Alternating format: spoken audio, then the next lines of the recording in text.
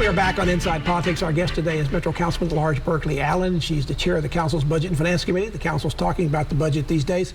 Councilman Allen, let's be clear. Under the city's constitution, the Metro Charter, the mayor and the council approve a school budget every year, but then it's completely up to the elected school board to decide how to spend the money. That can't be changed unless you change the charter. Are you comfortable with this arrangement, particularly now that you're budget and finance chair? Do you trust the board and the school administration to do what they say they're going to do in their budget and then do what you tell them about the council's priorities? Yep. So they give us an official budget that shows line item by line item what it is. So we know what their intentions are when we approve their budget. And I do think they are much more qualified than council members are to make educational decisions. We can amplify the voice of their constituents, and that's our job, and we do that. But I think the ultimate decision rightly goes to them. Last year, the schools gave large pay raises, and the council had gone along with that, but they didn't wind up going to everybody. They wound up going mostly to the teachers and administrators. A lot of the service and support people didn't get it. Is that going to be corrected this year, or we're going to have a problem again with that? So that was the goal of this year's budget. It targeted the three support positions that are, I think, very critical to student success and also have been hard to fill, which is bus drivers, nutrition, and the paraprofessionals. Are the mayor and the school board, or the school board when the council, along with the mayor, on the same page about this budget? I keep hearing a couple of school board members talking in the media and saying they need even more money than what the mayor's recommending. They keep saying Metro gives schools cheeseburgers every year and they need steak. Certainly, we would love to give them steak every year, and we encourage them to give us an aspirational budget. So they have let us know what they would do if we did find other money, and that would be, we'd love to be able to do that, but we have at least been able to fully fund what they officially asked for. There's apparent last-minute surprise in this budget. The state of Tennessee has cut Davidson County's allocation by $20 million. That's because our enrollment is declining. And also because of our fiscal capacity, which is a calculated... well, we spend more money and we get penalized for yes, that? That doesn't because make a we lot. have greater fiscal capacity, they want us to carry more of the load, which we do.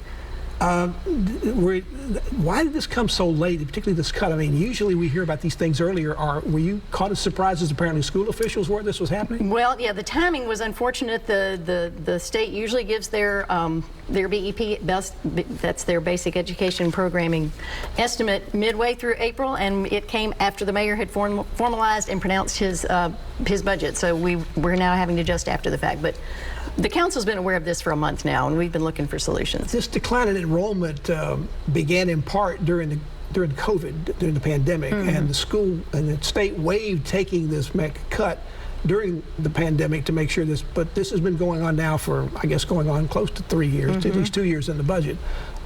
Are you concerned, or do you think the schools have a plan to start turning the enrollment decline around? I think part of the immediate plan is to deal with the COVID aftermath, where they're working hard to do. And then the long-term plans, I think, are to just to continue to have excellent teachers, and the teacher pay increases has already shown increase in retention. This $20 million cut, how are you going to make up for that and keep the school budget fully funded? Good question. Both we and the school board are looking for other one-time places that we can replace with federal funding or other things like that. We're about 2/3 of the way to that solution, and we're still looking. Schools apparently have a much larger fund balance, money left over after either last year's budget or other things, that the money they didn't spend.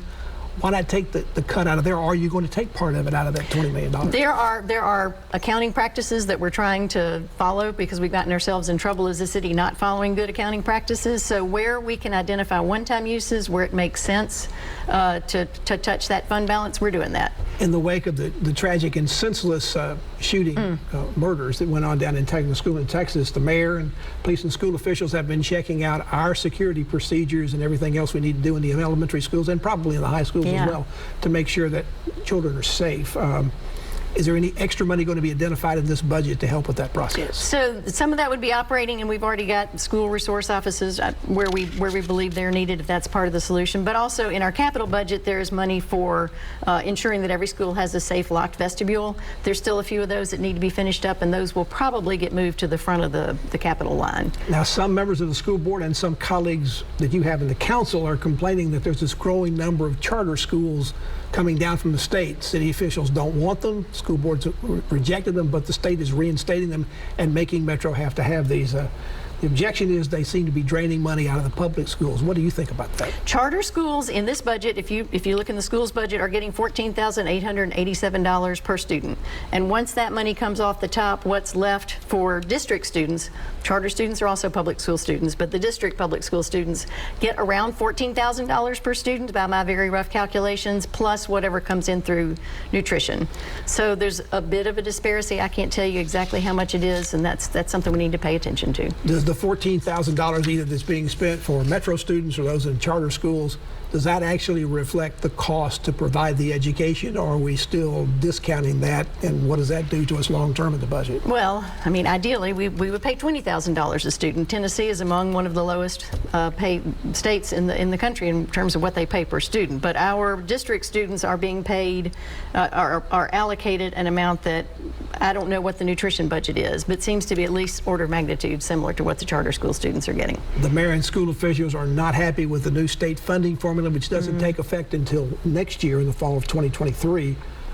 Are you concerned that Metro, and with this and the charter schools and some other things we can talk about, that you're being nickeled and dimed by the state and you're making it harder and harder for Metro to do what it needs to do and forcing you more and more to go to local resources, even though you're putting in a record amount already? So you may be surprised to know, of that $1.1 billion school budget, $280,000 is what comes from the state. So we're already paying the lion's share of the school budget. It would be great if the state would help us more, but Metro has already assumed the major responsibility for that. Our kids deserve more. I mean, we tend to have kids that we have more English language learners, we have more special needs, we have more students with disabilities, and all of those require additional resources. So the state should be taking that into account. Metro Councilmember at Large Burkley Allen's our guest. She's the chair of the Council's Budget and Finance Committee. The Council's considering what to do about the budget this month. The new fiscal year starts July 1st. Back to continue our conversation after this break.